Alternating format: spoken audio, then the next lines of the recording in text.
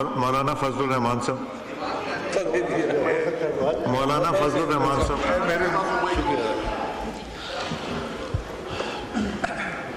بسم اللہ الرحمن الرحیم. جناب اسپیکر، معزز اراکین مجلس شورا پاکستان،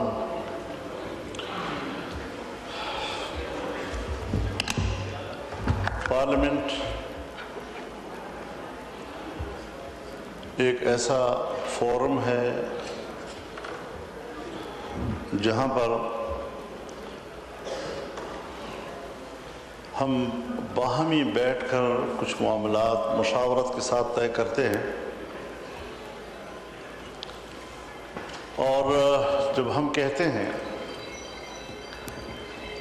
کہ نبوت مکمل ہو چکی ہے، وحی مکمل ہو چکی ہے، اور اللہ رب العزت فرماتے ہیں الیوم اکملت لکم دینکم واتممت علیکم نعمتی، میں نے اپنا دین تم پر مکمل کر دیا ہے اور اپنی نعمت تم پر تمام کر دی ہے.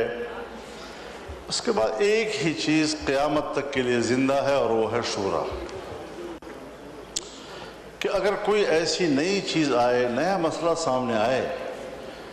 تو اس پر قیامت تک مشورے کا راستہ کھلا رہے گا.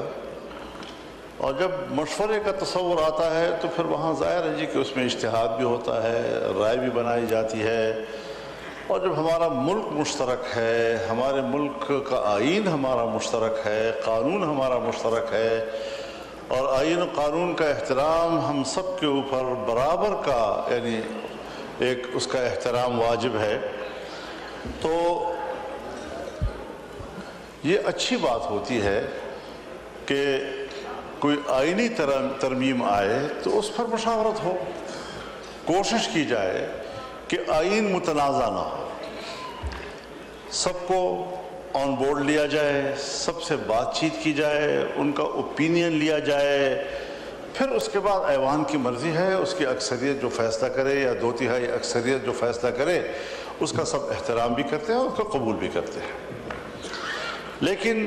27ویں ترمیم میں ایسا نہیں ہوا. یہی وجہ ہے کہ آپ کے آئین کا یہ 27ویں ترمیم اسی طرح متنازع ہوگا جس طرح کہ 18ویں ترمیم سے پہلے کی ترامیم کسی نہ کسی حوالے سے متنازع تھیں، اور آئین کے متفقہ ٹائٹل کے اوپر یہ ایک زخم تصور کیا جائے گا، ایک خراش تصور کیا جائے گا کہ یک طرفہ طور پر ایسا کیوں کیا گیا. دیکھیے، سن 1973 میں جناب ذوالفقار علی بھٹو صاحب کی پیپلز پارٹی 2/3 اکثریت میں تھی، اور 2/3 اکثریت سے وہ پورا آئین پاس کر سکتا تھا. لیکن انہوں نے مذاکرات کیے، طویل مذاکرات ہوئے، اور ان کے نتیجے میں پہلے عبوری آئین آیا، پھر اس کے بعد مستقل آئین آیا، اور تمام صوبوں کو اعتماد میں لیا گیا. تمام سیاسی جماعتیں، مختلف الخیال جماعتیں، مذہبی جماعتیں، قوم پرست جماعتیں، سیکولر جماعتیں، رائٹرز، لیفٹرز، سینٹرلز، سب کو اعتماد میں لے کر ایک متفقہ آئین قوم کو اور ملک کو مل گیا. ہم نے 18ویں ترمیم میں بھی یہی مظاہرہ دیکھا کہ پورے ایوان نے 9 مہینے محنت کر کے، 9 مہینے کے طویل عرصے میں ہم نے ایک ترمیم تیار کی اور ایوان میں آ کر متفقہ پاس کر لیا. یعنی میں اس نتیجے پر پہنچا، یہ میری زندگی کا ایک تجربہ تھا کہ ہم بڑوں کی بات کرتے تھے کہ وہ بڑے تھے اور ان کا تجربہ تھا اور ان کی بالغ نظری تھی، اور وہ کس طریقے سے آپس میں بیٹھ کر اختلافات کو سامنے رکھتے ہوئے مسائل کو حل کرتے تھے. لیکن جب 18ویں ترمیم 9 مہینے کے محنت کے بعد ہم نے تیار کی تو یہ اندازہ لگ گیا کہ الحمدللہ آج بھی دنیا کوئی گئی گزری نہیں ہے، اور آج بھی ہمارے پارلیمنٹ اور ان کی پارٹیاں، ان کی قیادت کے اندر یہ صلاحیت موجود ہے کہ وہ باوجود اپنے اپنے منشور کے، اختلاف رائے کے، وہ ایک اتفاق رائے پہ پہنچ سکتے ہیں. لیکن جب 26ویں ترمیم آئی، ٹھیک ہے، ہمارے پی ٹی آئی کے دوست براہ راست اس میں شریک نہ ہوئے، لیکن وہ رابطے میں رہے اور جو بھی ڈیولپمنٹس ہوتی تھی جے یو آئی اور گورنمنٹ کے درمیان، ہم اس سے ان کو آگاہ کرتے تھے، ان کی رائے لیتے تھے، ان کی تحفظات نوٹ کرتے تھے، ان کا اختلاف رائے نوٹ کرتے تھے، پھر آپ کے سامنے ہم رکھتے تھے، اور 1 مہینہ 1 ہفتے کے اندر ہم نے اس پر ایک اتفاق رائے حاصل کر لیا اور ایک قانون بن گیا، آئینی ترمیم ہو گئی۔ لیکن 27ویں ترمیم کے اوپر یہ جو جمہوریت کا ایک حق ہے، یہ جو پارلیمان کی ایک شائستگی ہے، وہ اس کے تقاضے پورے نہیں ہو سکے، اور یہی وجہ ہے کہ آج قوم مطمئن نہیں ہے اس کے بارے میں، اس حوالے سے اطمینان موجود نہیں ہے، نہیں کسی کو اعتماد میں لینے کی کوشش کی گئی۔ تو سب سے پہلی بات تو یہ ہے کہ شعوری طور پر ایسا کیوں کیا گیا، اور کیوں قوم کو یہ موقع فراہم کیا گیا کہ وہ آئین کے اوپر انگلی رکھے کہ آئین کا یہ حصہ جو ہے یہ جانبدارانہ ہے، یک طرفہ ہے۔ پھر اس کے اندر ظاہر ہے کہ کچھ ایسے مراعات اور سہولتیں بعض شخصیات کو دی گئیں کہ ہمیں ان شخصیات کے حوالے سے، ان مناصب کے حوالے سے، اس کے احترام میں ہمارا کوئی اختلاف نہیں ہے، لیکن ملک کے اندر ایک طبقاتی فرق کہ اس منصب کا بندہ جو ہے وہ ایک الگ حیثیت سے ملک کے اندر مراعات یافتہ ہوگا، اور اس حیثیت کے لوگ جو ہے وہ اس حیثیت میں مراعات یافتہ ہوں گے۔ تو جناب اسپیکر، یہ پہلو اس کو مد نظر رکھنا چاہیے کہ قوم میں اس کو پذیرائی نہیں مل رہی ہے، اور لوگ طنز و مزاح بھی کرتے ہیں، اختلاف رائے بھی کرتے ہیں کہ ہمیں شخصیات سے بھی جھگڑا نہیں ہے، ہمیں ان کے ایک منصب سے بھی جھگڑا نہیں ہے، لیکن ایسے مراعات کسی کو دینا یہ شاید خدمات کا صلہ نہیں ہے، بلکہ یہ ایک مستقل طبقاتی فرق کا اور امتیاز کا مسئلہ ہے۔ جناب والا، قانون سازی 26ویں ترمیم میں بھی ہوگی، وہاں پر ہم نے کچھ ترامیم پیش کی تھی، سود کے حوالے سے بھی اسی طریقے سے ہم نے شرعی عدالت کو طاقتور بنانے کا آئینی راستہ اختیار کیا، ہم نے اسلامی نظریاتی کونسل کے سفارشات کو ڈیبیٹ کے لیے پارلیمان میں پیش کرنے کا دستوری حق حاصل کیا۔ 1 سال سے زیادہ عرصہ گزرنے کے باوجود اس وقت تک اسلامی نظریاتی کونسل کی ایک سفارش بھی ڈیبیٹ کے لیے پیش نہیں ہو سکی۔ اس کا معنی یہ ہے کہ کیا وہ سب کچھ دفع الوقتی تھا؟ اس وقت مجبوری تھی، کچھ حاصل کرنا تھا تو اس میں جو چیز آئے آپ قبول کرتے چلے جائیں؟ یہ چیز میرے خیال میں سیاسی لحاظ سے بڑے بونے پن کا مظاہرہ ہے، اس طریقے سے سوچنا کہ جی بس ٹھیک ہے ڈنگ ٹپاؤ اور بات مانو اور آگے پھر اس کے بعد جی ایک قانون بنا دینی مدارس کے حوالے سے اور سوسائٹی ایکٹ کے تحت رجسٹریشن کے حوالے سے۔ دوسرا، ابھی تک اس حوالے سے کوئی رجسٹریشن نہیں ہو رہی، بلکہ یہ سب گواہ ہیں، پورا ایوان گواہ ہے کہ جب قانون پاس ہوا تو قانون میں یہ ڈرافٹنگ ہم نے نہیں کی تھی، یہ ڈرافٹنگ گورنمنٹ نے کی تھی۔ اعظم تارڑ صاحب کی طرف سے یہ قانون آیا تھا، اور اس میں صرف ان مدارس کا ذکر تھا کہ جو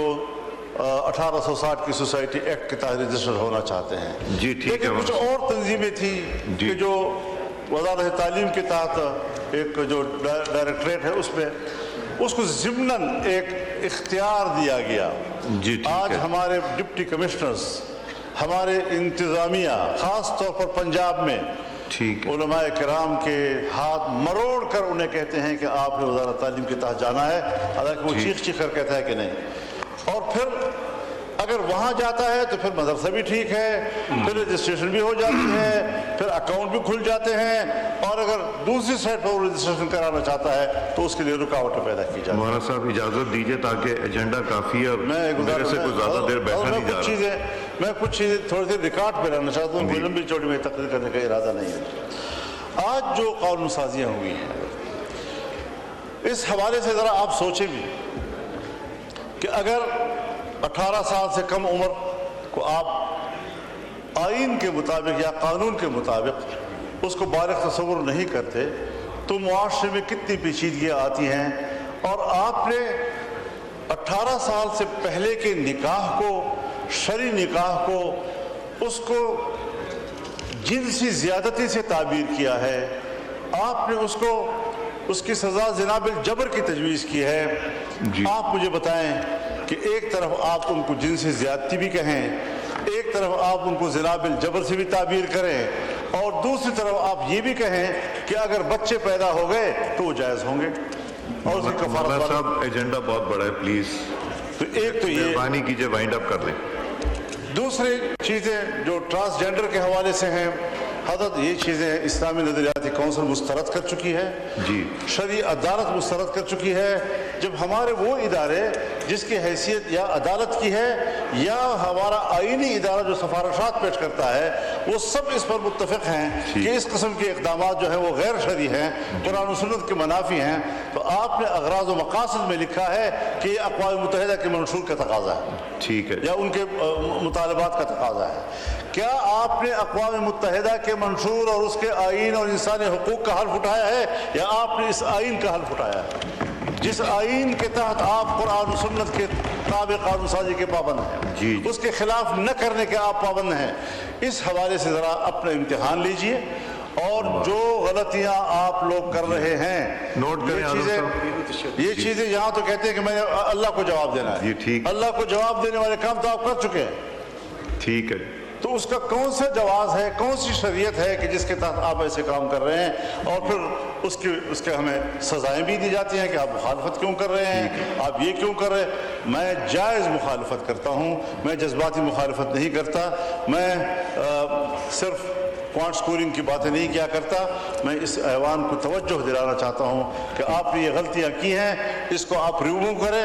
واپس کریں، جس طرح کہ آج آپ نے کچھ چیزیں omit کی ہیں اس کو بھی آپ omit کریں، اور آئین کو ٹھیک کریں اور قانون کو ٹھیک کریں۔ ہم اس ملک میں گھریلو تشدد والا قانون، اس پر حضرت جب پنجاب میں یہ قانون آیا تھا تو میاں شہباز شریف صاحب وزیر اعلیٰ تھے، ہمارے وہاں مذاکرات ہوئے تھے، اور پروفیسر ساجد میر صاحب جو حکومت کے اتحادی تھے وہ میرے ساتھ آ کر بیٹھ گئے، ڈٹ کر کہا کہ یہ دین کا مسئلہ ہے، آپ ہمارے ہزار اتحادی سے ہی، لیکن ہم آپ کو اس میں سپورٹ نہیں کر سکتے۔